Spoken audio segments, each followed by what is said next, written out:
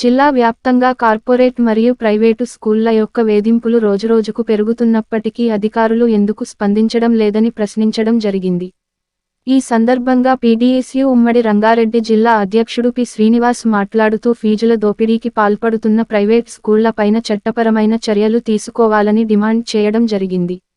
జిల్లా వ్యాప్తంగా ఉన్నటువంటి కార్పొరేట్ స్కూల్స్ మరియు అదేవిధంగా ప్రైవేట్ స్కూళ్ళ యొక్క వేధింపులు కావచ్చు, లేదా వాళ్ళ యొక్క విధానాలు కావచ్చు, ప్రభుత్వ నిబంధనలను ఏమాత్రం పాటించకుండా తమ ఇష్టానుసారంగా ఫీజులకు దోపిడీకి పాల్పడడమే కాకుండా తమ ఇష్టానుసారంగా పాఠశాలల టైమింగ్స్ని కూడా నడుపుతూ ఉన్నప్పటికీ విద్యా అధికారులు ఎందుకు స్పందించడం లేదు అని ఈరోజు మేము పీడీఎస్ విద్యార్థి సంఘంగా ప్రశ్నిస్తూ ఉన్నాం.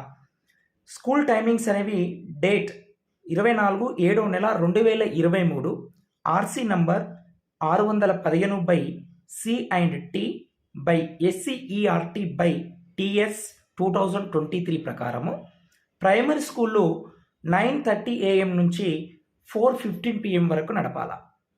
Upper primary schools 9:30 AM to 4:45 PM వరకు నడపాలా. కానీ ఈరోజు ఏం జరుగుతుంది? మార్నింగ్ 8 గంటల నుంచి స్కూలు ప్రారంభిస్తూ ఏకంగా రాత్రి 8 గంటల వరకు నడుపుతున్న స్కూలు కూడా ఉన్నాయి.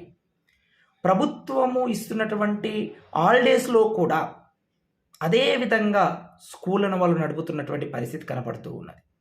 వీటిపైన మేము ఇప్పటికే విద్యాధికారులకు విద్యార్థి సంఘంగా వినతి పత్రాలు అందజేస్తూ ఉన్నాం. కానీ ఏమాత్రం స్పందించడం లేదు.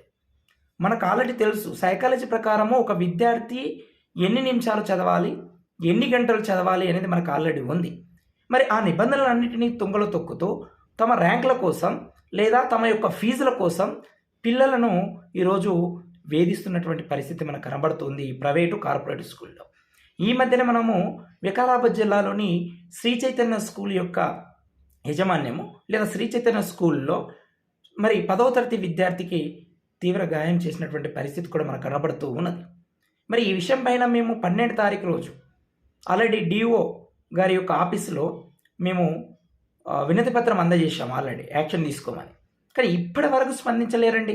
అంటే విద్యాధికారులు అసలు ఉన్నారా వికారాబాద్ జిల్లా వ్యాప్తంగా అనేది ఈరోజు సందేహం కలుగుతూ ఉన్నది. కాబట్టి తమ ఇష్టానుసారంగా స్కూలు నడుపుతూ ఫీజుల కోసం అంటే ఏకంగా ప్రభుత్వ నిబంధనలకు వ్యతిరేకంగా ఒక్కొక్క స్కూల్లో 50,000 నుంచి 80,000 లక్ష రూపాయల వరకు కూడా ఈ ఉమ్మడి రంగారెడ్డి జిల్లా వ్యాప్తంగా వసూలు చేస్తున్నటువంటి స్కూల్ కూడా ఉన్నాయి. కానీ మరి వీటిపైన ఎందుకు చర్యలు తీసుకోలేదు? ఒకవేళ ఆ స్కూల్ ఫీజులు అనేది డిఎఫ్ఆర్సి డిస్ట్రిక్ట్ ఫీజు రెగ్యులేటర్ కమిటీ యొక్క ఆదేశాలకు మేరకు మాత్రమే ఆ స్కూల్లో ఫీజులు పెంచాలి. కానీ ఏ ఒక్క స్కూల్ కూడా ఇప్పటి వరకు తమ యొక్క ఫీజులకు సంబంధించినటువంటి సమాచారాన్ని ఈ డిఎఫ్ఆర్సి కమిటీకి సమర్పించినటువంటి దాఖలాలు లేవు. అక్కడ నుంచి వాళ్ళ పర్మిషన్ తీసుకున్నటువంటి పరిస్థితుల్లో కూడా కనబడడం లేదు జిల్లా వ్యాప్తంగా. సో ఇప్పటికైనా విద్యాధికారులు మేల్కొని ఇమీడియట్లీ యాక్షన్ తీసుకోవాలి. లేదంటే మేము త్వరలోనే మరి పెద్ద ఎత్తున జిల్లా వ్యాప్తంగా పీడీఎస్ విద్యార్థి సంఘం ఆధ్వర్యంలో ఆందోళన కార్యక్రమాలు చేపడతాం. అదేవిధంగా వీటిపైన సమగ్ర విచారణ జరపాలి అని ఈ సందర్భంగా నేను జిల్లా కలెక్టర్ గారికి వేడుకుంటూ ఉన్నాం విద్యార్థి సంఘంగా. వెంటనే కలెక్టర్ గారు స్పందించి వీటిపైన చర్యలు తీసుకునే విధంగా చేస్తారని మేము పీడీఎస్ విద్యార్థి సంఘం తరపు నుంచి విన్నవించుకుంటూ, ఒకవేళ ఇలాగే కొనసాగితే ఖచ్చితంగా మేము కోర్టుని ఆశ్రయిస్తామని ఈ సందర్భంగా తెలియజేస్తూ ఉన్నాను.